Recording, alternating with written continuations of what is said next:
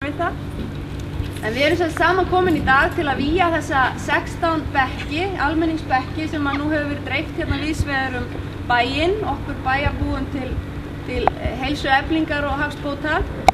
En tilefnið í rauninni það að Félag íslenskra sjúkraþjálfara var 70 ára á síðastliðnu ári og sjúkraþjálfarar fóru af stað með 3 samfélagsverkefni sem öll sneru að því að auka og hvetja til hreyfingar fyrir almenning. Og þetta eitt af þeim verkefnum og heitir að brúka bekki.